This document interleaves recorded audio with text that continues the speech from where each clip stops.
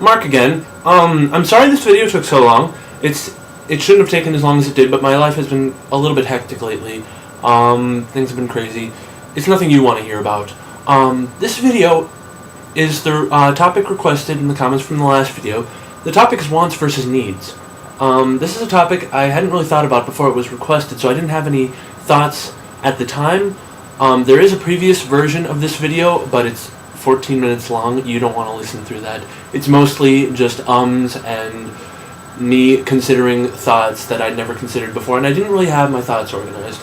So I'm completely redoing it right now, hopefully more concise, with all my thoughts pretty much in order, for your convenience. Now the biggest issue I faced when considering the topic of wants versus needs was considering what makes something a want and what makes something a need.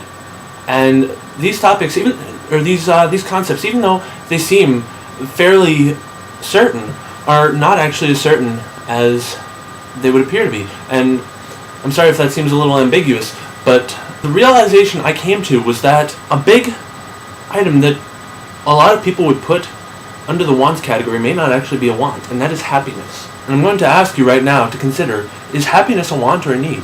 Actually thoroughly consider this. Would you put it as a want or a need? Many people would put it as a want, because to many people the definition of a want is things which make you happy. But the definition of a need is something which prolongs a person's life, is it not? It's needs promote survival. That's the bare bones basic concept of a need. And so I'm going to rephrase the question: does happiness promote a person's survival?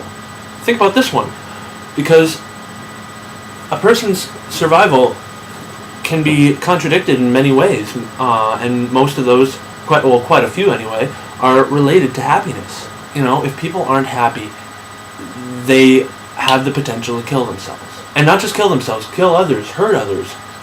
People are dangerous when they're unhappy, when they're angry, when they're scared, when they feel like they're being threatened. All sorts of things that we tie to happiness cause happiness to be more of a need than a want. And that's where I start to think that perhaps wants and needs aren't defined by what make us happy and what promote our survival. Perhaps a want is merely a thing which truly makes our existence more enjoyable or less on the side of suffering. Wants reduce suffering. And this is going to sound kind of grim, but I think human life is suffering. I think all humans are, in some aspect, coping with something at every waking moment of their life. Everybody is facing some issue at some point. At any given point in their life, humans are facing some form of pain.